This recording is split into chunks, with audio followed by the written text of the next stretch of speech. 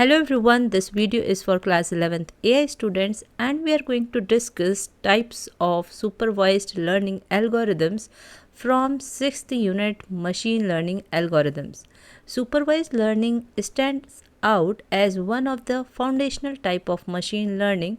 So we have already studied that this is a type of machine learning in which we give labeled data. It is a powerful approach that allows machines to learn from labeled data, making predictions or decisions based on that learning. Based on this learning, machines gives predictions or decisions. Within supervised learning, there are two types of algorithms. So we are going to learn two types of algorithm. First one is regression and second is classification algorithm. Regression works with continuous data. What is continuous data? The data which can take any value. For example, temperature can take any value. Decimal point में भी हो सकती है value और whole numbers भी हो सकते हैं. Data which can take any value, for example, temperature, height of a student, these are continuous value. And now classification, it works with discrete data. Discrete data means which can take certain values or limited values. It cannot take every value.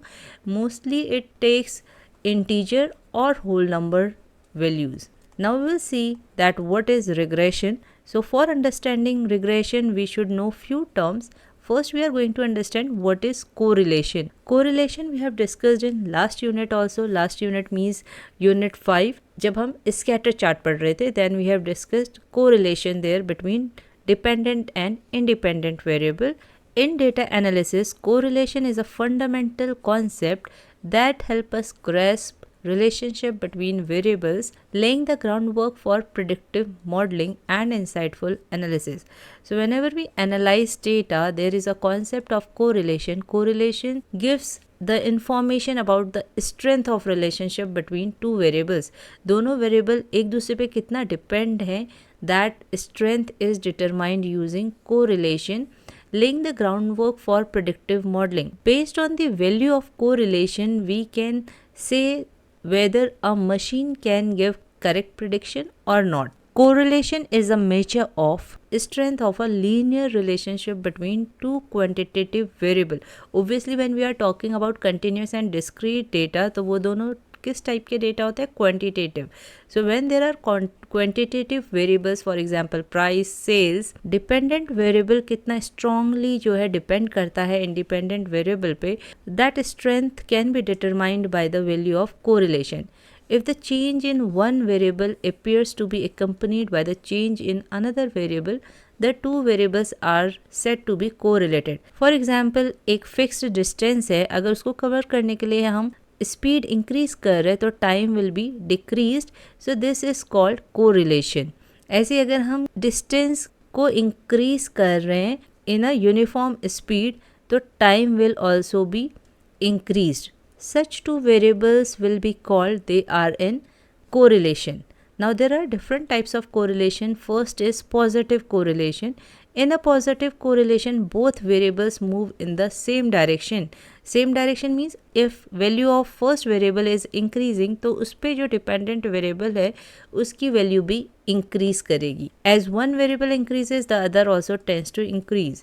यहाँ पे graph है perfect positive correlation. Value of both the variables are increasing at the same rate. So this is a perfect positive correlation. और यहाँ पे आपको value भी पता होनी चाहिए कि perfect positive correlation की value will be 1. Next is high positive correlation. Obviously it is not perfect, but comparatively it is higher than this last one. 0.9. This value is closer to 1. That's why we are saying it is high positive correlation.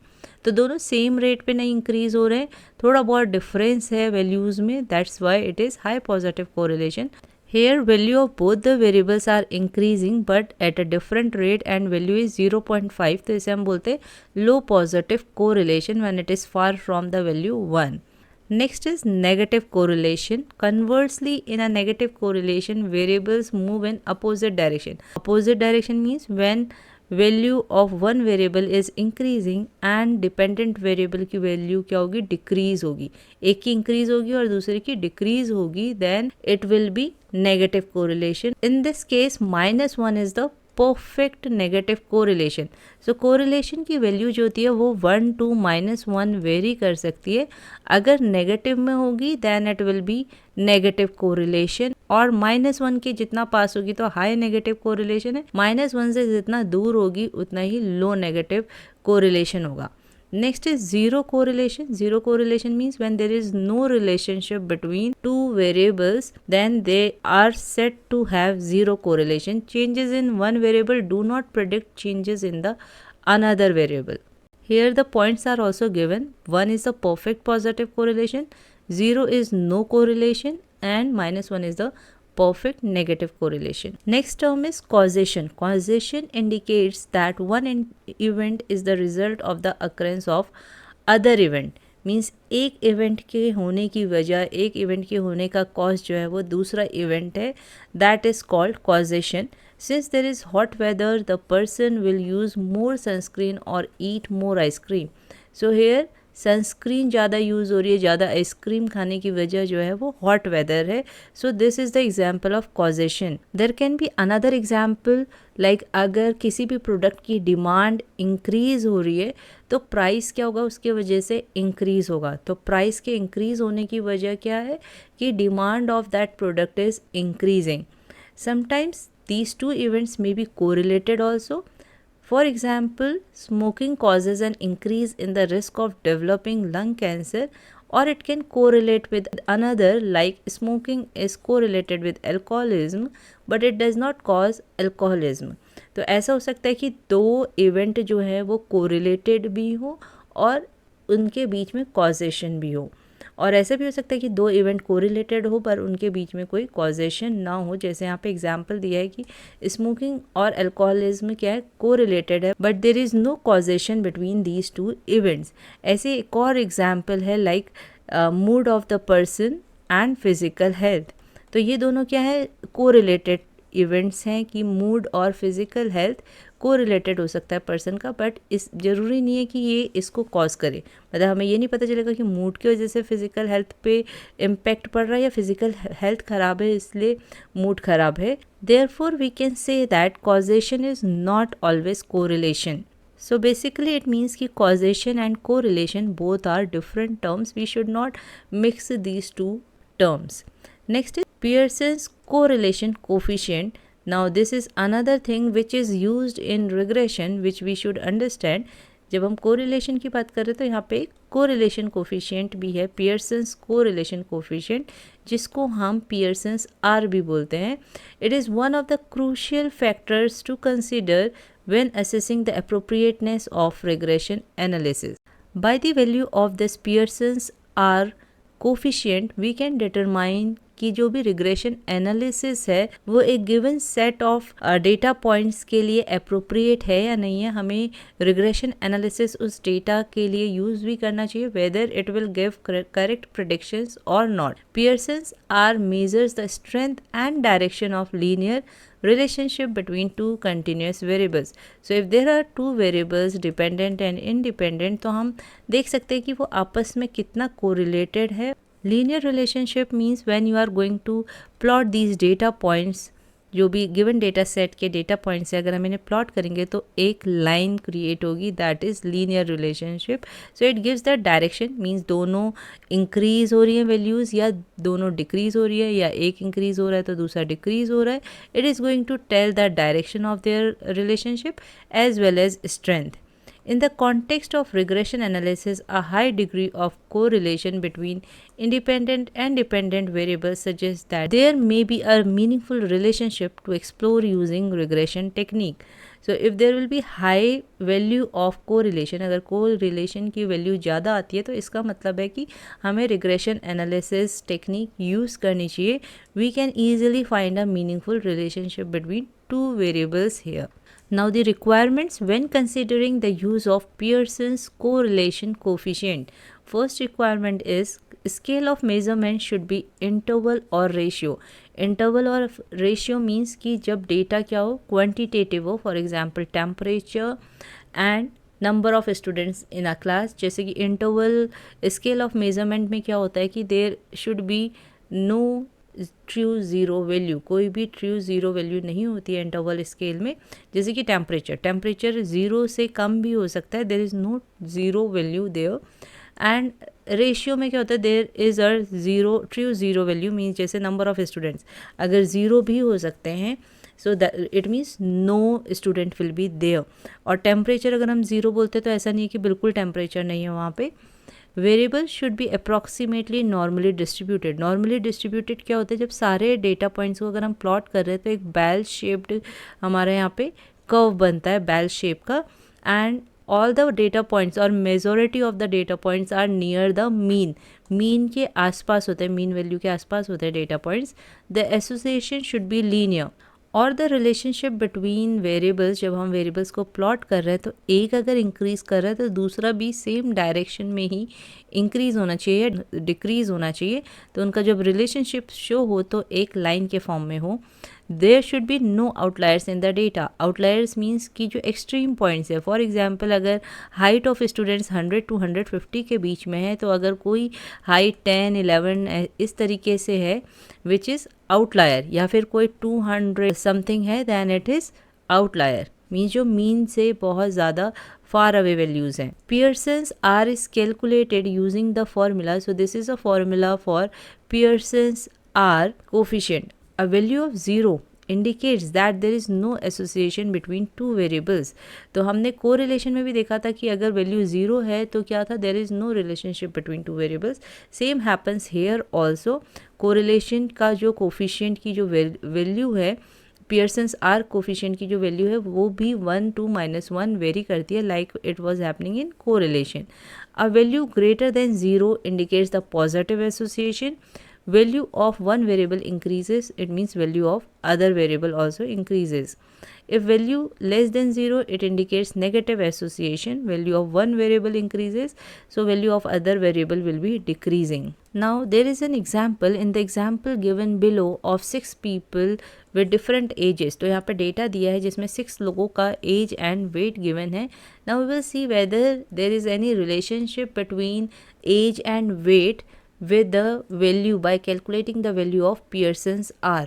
Now for calculation of Pearson's coefficient, because the formula is n sigma xy, तो यहाँ पे n जो है वो number, total number of values है which is 6। यहाँ पे 6 लोगों का डेटा है, सो n इज 6। हमें क्या कैलकुलेट करना है, सिग्मा xy। तो हमने xy कैलकुलेट करा और इसका सम is sigma xy minus sigma x sigma y।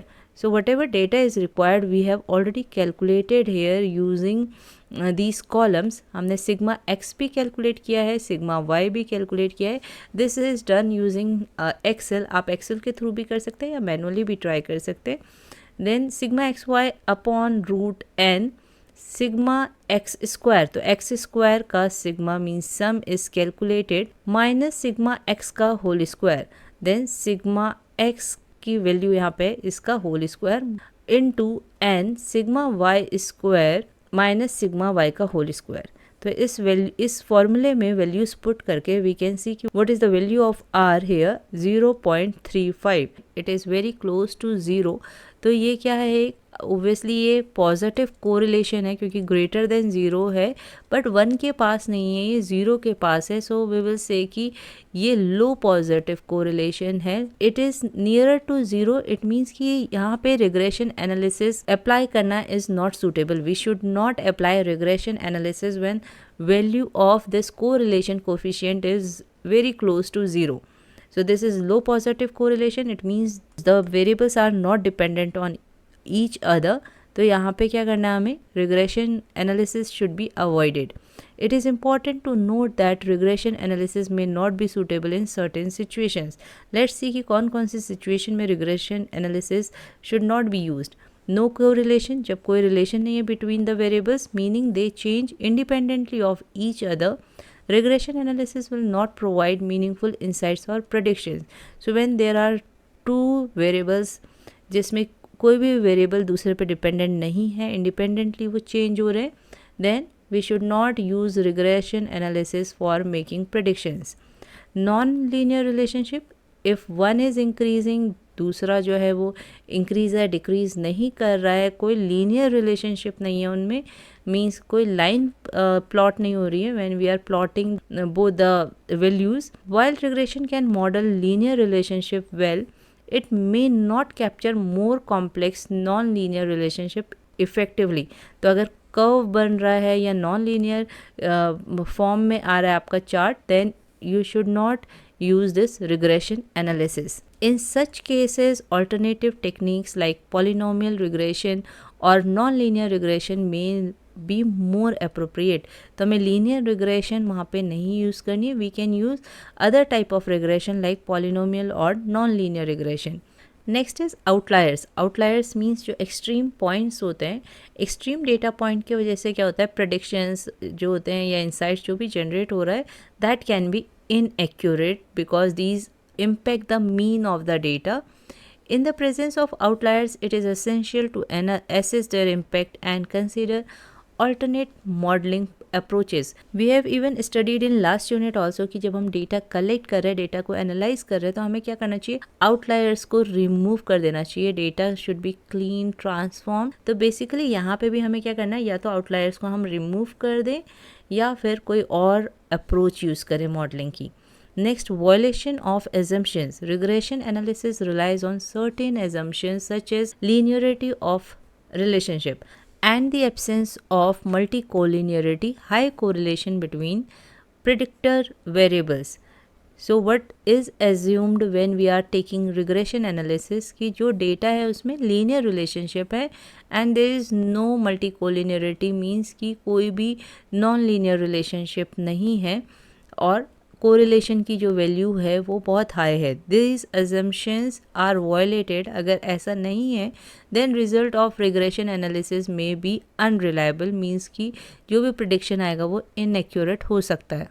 Now regression. What is regression? It is a mathematical concept. ये आप मैथ्स में भी पढ़ा होगा आपने. रिग्रेशन क्या है? एक स्टैटिस्टिकल टेक्निक है which is use to model the relationship between dependent and one or more independent variables. तो जहाँ पे भी हमारे पास डिपेंडेंट और इंडिपेंडेंट वेरिएबल होते हैं तो इनके बीच में अगर हमें रिलेशनशिप डिटरमाइन करना है, वैल्यू डिटरमाइन करनी है, then we use regression which is a statistical technique. Its primary objective is to understand and predict the value of the dependent variable based on the value of the independent variable. So by regression we can predict the value of dependent variable. For example, हमें temperature की value predict करनी है for the coming days, तो हम इसमें independent variable like wind speed is the independent variable, humidity value is the independent variable, और इन सब पे क्या डिपेंड कर रहा है, आपका टेम्परेचर डिपेंड कर रहा है. So for such things we use regression. In simpler terms, regression help us to understand how changes in one or more variables are associated with changes in another variable. So basically, regression can show us that how change in value of one variable can impact another variable value. Next, regression analysis is particularly useful when dealing with continuous data. So especially हमें कब use करनी चाहिए regression analysis, जब हम continuous data पे work कर रहे हैं, जब हम कंटिन्यूस डेटा को एनालाइज कर रहे हैं, where variables can take on any value with a certain range. For example, variables such as height, temperature, salary, time, all are continuous, means they can be measured along a continuous scale. In regression, these continuous variables are used to predict or explain the variability in another continuous variable. So both dependent and independent variables should be continuous variables. The continuous variable which is used to predict the value of another continuous variable is known as dependent variable. By analyzing the relationship between independent and dependent variable, regression allows us to make prediction and understand how changes in one variable may impact other. तो ये सारी चीज़ें अभी हम discuss कर चुके हैं. For example हमने बोला wind speed and humidity are independent variable और टेम्परेचर इन पे डिपेंड करता है, जिसको हम प्रिडिक्ट कर सकते हैं based on these values. So this will be a dependent variable here. This makes regression a powerful tool for forecasting predictions, understanding complex relationships in various fields such as economics, social sciences and healthcare. For example, future में population कितनी होगी एक particular area की, that can B predicted on certain independent variables. So in such situation regression can be used. ऐसे ही economics में like GDP growth rate कितनी होगी फ्यूचर में, that can be analysed on some based on some independent variables. So यहाँ पे भी हम क्या कर सकते हैं, रिग्रेशन को यूज़ कर सकते हैं. इसी तरीके से हेल्थ केयर में when we make a distribution in which there is an involvement of more than one variable, then such an analysis is called regression analysis. It generally focuses on finding or rather predicting the value of the variable that is dependent on the other. So whenever we are working with the data और ऐसे data है जिसमें एक से ज़्यादा variable है where predictions has to be made based on the independent variable, then we use regression. Let there be two variables x and y. Let's say कि हमारे पास दो variables है x and y. If y depends on x, the results comes in the form of simple regression. Furthermore, we name the variables x and y as y regression dependent variable. Regression variable भी बोलते हैं या फिर dependent variable और explained variable. It is the variable which we want to predict or understand. So let's say कि जैसे temperature एक क्या है, रिग्रेशन वेरिएबल हो सकता है या हम उसे डिपेंडेंट बोल सकते हैं या एक्सप्लेन्ड वेरिएबल, मीन्स जिसकी वैल्यू हमें प्रिडिक्ट करनी है based on the independent variable और प्रिडिक्टर वेरिएबल और explanatory variable. Therefore we use a simple linear regression model where y depends on x. ये आपने मैथ्स में भी पढ़ा होगा दैट सिंपल लीनियर रिग्रेशन क्या होता है, y equals to a plus B x.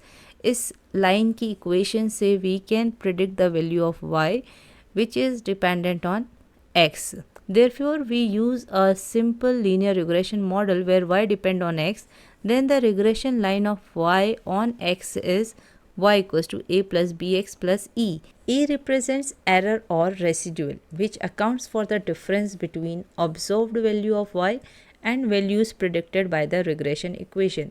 So जो predicted value है और जो actual value है y की, अगर उनमें कोई difference आता है, so that is represented by e, which is also called error. B represents the slope of regression. What does slope of regression line means? It indicates the rate of change in y for a unit change in x. So for example, x की अगर value 1 unit increase हो रही है तो y की value में कितना change आ रहा है, कितना यूनिट चेंज आ रहा है, that is called slope.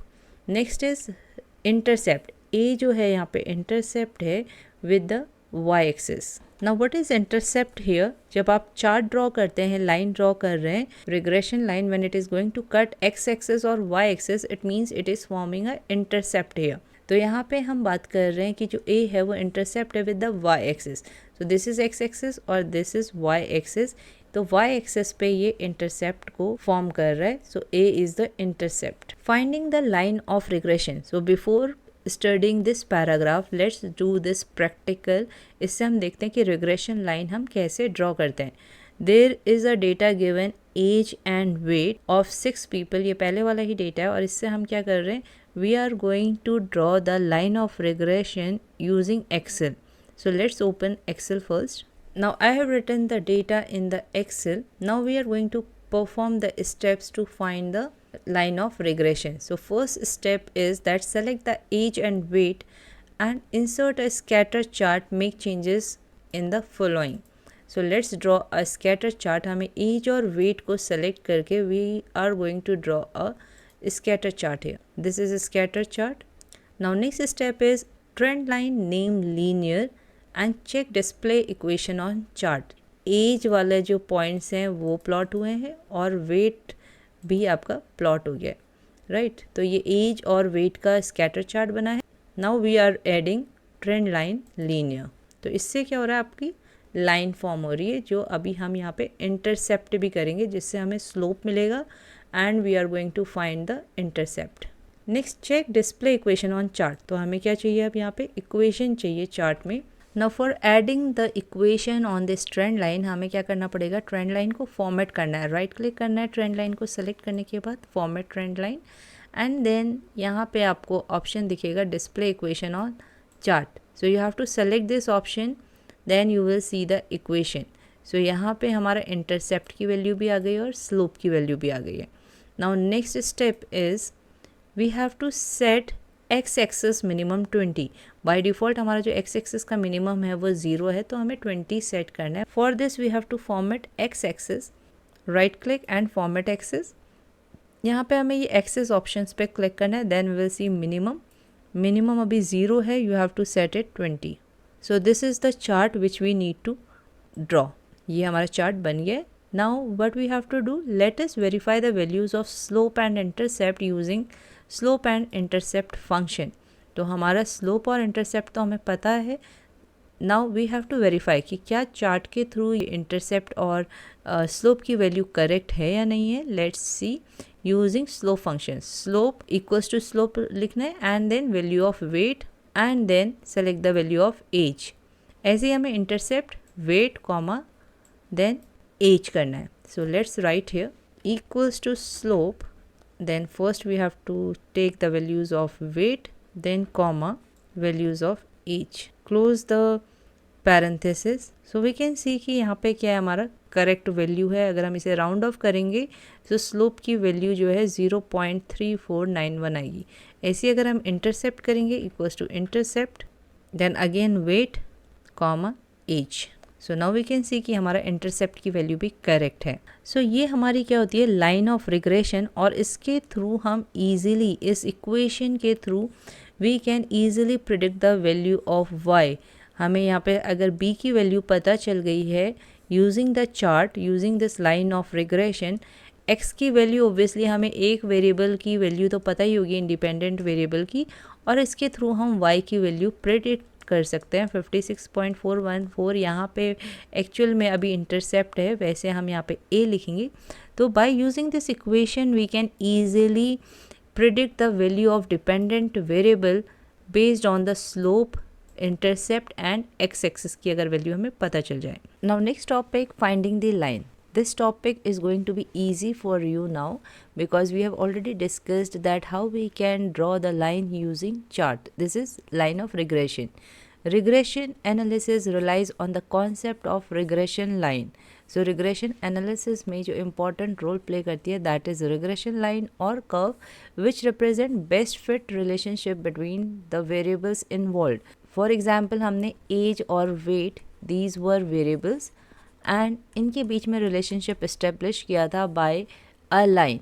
So this line of regression represent the best fit relationship between the variables.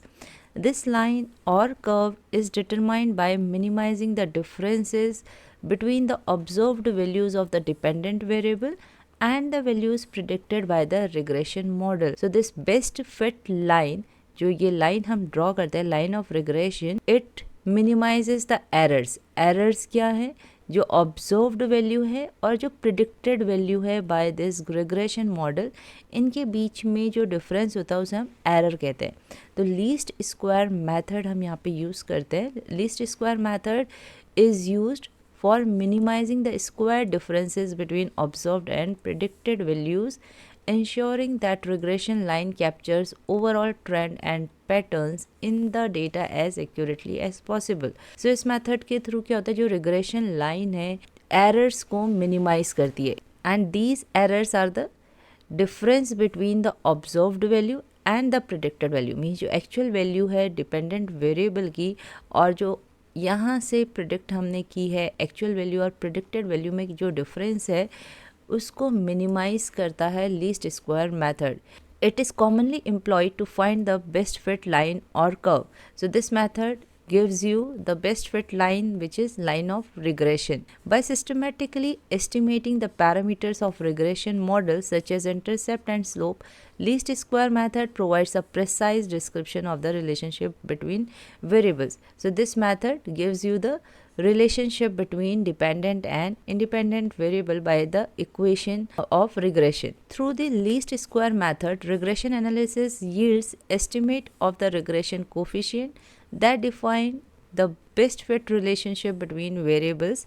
These coefficients allow for making predictions about the dependent and independent variable with greater accuracy and reliability. Means whatever will be the value predicted for dependent variable उसमें accuracy भी होगी and there will be reliability also. That's why least square method is used for regression analysis. Now, what are the properties of regression line? It minimizes the sum of squared differences between observed and predicted value. So, ये जो difference है ये क्या है आपकी observed values के point से, और this line represents the आपकी predicted value. ये जो रिग्रेशन लाइन है ये प्रिडिक्टेड वैल्यूज़ को रिप्रेजेंट करती है. इट मीन्स इनके बीच में जो डिस्टेंस है this is the error.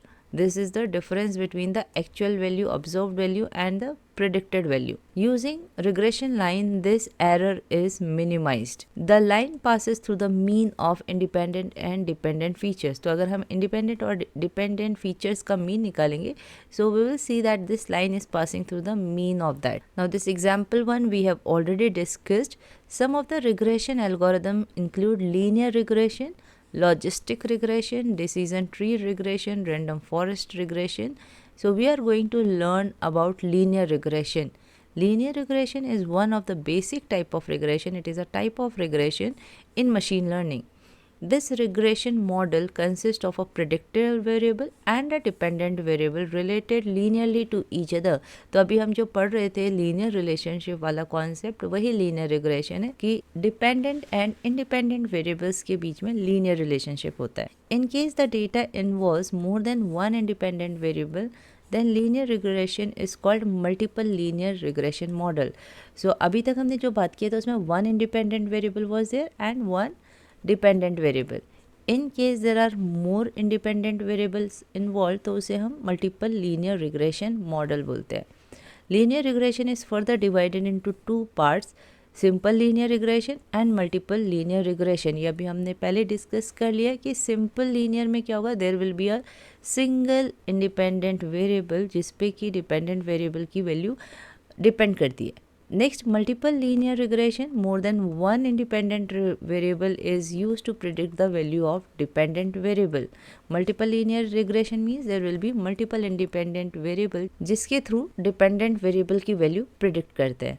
Now, applications of linear regression. Market analysis. Linear regression helps us understand how different factors like pricing, sales quantity, advertising and social media engagement relate to each other in the market. As linear regression established the relationship, best fit relationship between variables like dependent and independent variable, तो इससे हम क्या कर सकते हैं, market analyse कर सकते हैं and we can predict the things in the market. For example next season में कौन सा प्रोडक्ट सबसे ज़्यादा सेल आउट होगा, ये सब हम प्रिडिक्ट कर सकते हैं using linear regression. Next is sales forecasting. It predicts future sales by analysing past sales data along with factors like marketing spending, seasonal trends, consumer behaviour. इन सब से हम क्या कर सकते हैं, सेल्स को भी फोरकास्ट कर सकते हैं. Predicting salary based on experience. So experience is an independent variable जिस पे डिपेंड कर रहा है सैलरी, तो हम सैलरी को प्रिडिक्ट कर सकते हैं on the based of experience, education, job role, aiding in recruitment and compensation planning. Next is sports analysis. Sports के भी जो फैक्टर्स है like statistics, game condition, opponent strength, assisting coaches and team management के through we can analyze, we can predict players and team performance in a match. Next is medical research. Linear regression examines the relationship between factors like age, weight, health outcomes, helping researchers identify risk factors and evaluate interventions. So in medical field also, using linear regression, one can predict the risk involved by examining the relationship between age, weight, and health outcomes. Now the advantages of linear regression, it is simple and it is easier to implement. Next is it is efficient to train the machine on this model. So training the machine based on this algorithm is easier. It is less expensive. It is computationally less expensive. Means इसमें computation बहुत कम होती है. We have to just calculate the slope and intercept जिसके basis पे prediction is done. Next is disadvantages of linear regression. Sensitivity to outliers, which can significantly impact the analysis. So this disadvantage you will find in almost all the algorithms, that they are sensitive to outliers because outliers affects the predictions. limited to linear relationship between variables. We take this assumption that relationship between the variables is linear. Linear regression does not work on curves or complex relationship between variables. Either you can perform this linear regression using Excel or using Python program. Now let's try to understand this Python program for linear regression. तो linear regression में हमें क्या करना है, एक तो scatter chart हमें चाहिए, उसमें हमें line draw करनी है और हमें intercept and slope we should calculate. तो यहाँ पे हम क्या कर रहे हैं, because we are creating this array to store data, हमें दो वेरिएबल लेने हैं, एक इंडिपेंडेंट और एक डिपेंडेंट. सो लेट्स से कि ये क्या है, इंडिपेंडेंट वेरिएबल है based on the equation and y is the dependent variable. Because we are storing the values for independent and dependent variable in the form of array, आप simply be 1 2 3 4 5 like this also you can store in the form of a list. But in case if you are using this array function for storing the values for x and y, then you have to import numpy library as np. np is the alias for numpy because ये जो array function है वो numpy library का है. Then we have to create the chart. तो इसके लिए हमें matplotlib.pyplot भी import करना पड़ेगा and alias we have taken plt. तो यहाँ पे हमने डेटा ले लिया है. अब हमें क्या करना है, स्लोप फाइंड करना है. तो स्लोप का फॉर्मूला आपको बेसिकली स्लोप का फॉर्मूला पता होना चाहिए, covariance upon standard deviation of x का स्क्वायर. ओके, कोवेरिएंस अपॉन, तो अगर आपको पता है कि स्लोप क्या होता है, covariance upon standard deviation of x इसका स्क्वायर. तो ये फार्मूला आपको लर्न करना है. अगर ये फार्मूला आपको लर्न है तो आपको पता होना चाहिए कि कोवेरिएंस हमें फाइंड करना पड़ेगा एंड एक्स स्टैंडर्ड डेविएशन. तो एक्स स्टैंडर्ड डेविएशन हमने एक वेरिएबल लिया है जिसमें हमने नमपाई का स्टैंडर्ड डेविएशन, नॉर्मली जब हम स्टैटिस्टिक्स में स्टैंडर्ड डेविएशन कॉल कर रहे थे तो वी वर राइटिंग ST जो कि एलियस था फॉर स्टैटिस्टिक्स, या फिर आप पूरा कंप्लीट भी लिख सकते हैं statistics dot stdev and then x. यहाँ पे हम std फंक्शन यूज़ कर रहे हैं फॉर स्टैंडर्ड डेविएशन क्योंकि हम यहाँ पे numpy लाइब्रेरी का फंक्शन यूज़ कर रहे हैं which is std for finding standard deviation of x. ऐसे ही हमें y का भी स्टैंडर्ड डेविएशन चाहिए, that's why we have taken std function for y also. Now for covariance, what is the formula for covariance? Sum of x minus x mean into y minus y mean upon length x minus 1. So x mean हमें find करना पड़ेगा और and y mean. यहाँ पे x mean and y mean भी हमने calculate किया है by using mean function of numpy library. Even you can use statistics library also for finding the mean of x and y. So you should know the formula for covariance is sigma x minus x bar into y minus y bar upon n minus 1. n means total number of values. तो हमें total number of values कैसे पता चलती है? We will apply length function. len function is for finding the length of the array. I hope इतना programme आपको समझ में आ गया होगा कि पहले हमें कोवेरिएंस फाइंड करना है. तो कोवेरिएंस के लिए जो भी वैल्यूज़ हमें फाइंड करनी है, first we have to apply the function for it और उन्हें कुछ वेरिएबल्स में स्टोर कर देना है. Till this line we have calculated slope. Now we will calculate the intercept. Intercept का फॉर्मूला होता है y mean minus slope into x mean. By this intercept is calculated और इंटरसेप्ट वेरिएबल को assign हो गया. Now what will be the predicted values. हम एक y predicted variable लेंगे, इसमें हम क्या स्टोर कर रहे हैं, स्लोप इनटू x की value plus intercept. Now we will plot the scatter chart for x and y value. जैसे हमने वहाँ पे एज और वेट के लिए किया था स्कैटर चार्ट इन एक्सेल, ऐसे ही हम x और y के लिए यहाँ पे स्कैटर चार्ट ड्रॉ करेंगे. pl.plot. तो जब एज और वेट के लिए हमने स्कैटर चार्ट ड्रॉ कर लिया था, फिर हमने प्रिडिक्शन के लिए एक लाइन बनाई थी, लाइन चार्ट बनाया था for predicted value for x variable. ठीक है, एक्स के बेसिस पे जो भी वाई प्रिडिक्शन वैल्यू थी, वाई प्रिडिक्टेड वैल्यू थी, उसके लिए हमने इसे प्लॉट किया था. तो यहाँ पे भी हम लाइन चार्ट कैसे प्लॉट करते हैं, प्लॉट फंक्शन से एक्स जो एक्चुअल वैल्यूज़ है एक्स की and y predicted values. Y predicted values हमने यहाँ पे कैलकुलेट किए using this regression equation. Colour equals to red. ये तो बस आपको लाइन चार्ट में जो लाइन है इसका कलर डिफाइन कर रहे हैं using colour equals to red. These are the features of this chart कि अगर हमें चार्ट में एक्स लेबल चाहिए, वाई लेबल चाहिए, ये सब ऑप्शनल है. If you want to put you can put it. Simple linear regression is the title of the chart. And then chart को शो करने के लिए ये इंपॉर्टेंट लाइन है कि हमें चार्ट शो करना है तो plt.show. एंड लास्ट में like there also we were printing slope and intercept. यहाँ पे भी हम क्या करेंगे, स्लोप एंड इंटरसेप्ट की वैल्यू प्रिंट करेंगे. Slope you can simply write like this also, print slope. इससे क्या होगा, जो भी आपकी स्लोप वेरिएबल की वैल्यू है यहाँ पे जब कैलकुलेट हुई है हेयर, तो इस स्लोप वेरिएबल की वैल्यू आपकी डिस्प्ले हो जाएगी. ऐसे आप लिख सकते हैं प्रिंट इंटरसेप्ट कॉमा इंटरसेप्ट जो आपका वेरिएबल है, you will write that variable. Now what will happen, जब आप ये स्लोप और इंटरसेप्ट लिख रहे हैं तो पूरे कंप्लीट जितने भी डेसिमल पॉइंट्स हैं उनमें वैल्यू आएगी. But because of this formatting, because we have applied formatting that is 0.2f, इससे क्या होगा, जो आपका स्लोप है वो बस 2 डेसिमल प्लेसेस तक आएगा.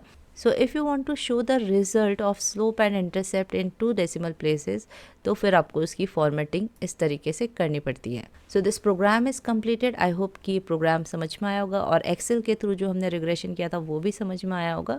इन केस कोई डाउट है तो आप कमेंट बॉक्स में पूछ सकते हैं. So this much for this video. ये टॉपिक यहाँ पे कंप्लीट हो गया है. In coming videos we will discuss classification and the remaining topics of this unit. So stay tuned and thank you for watching this video.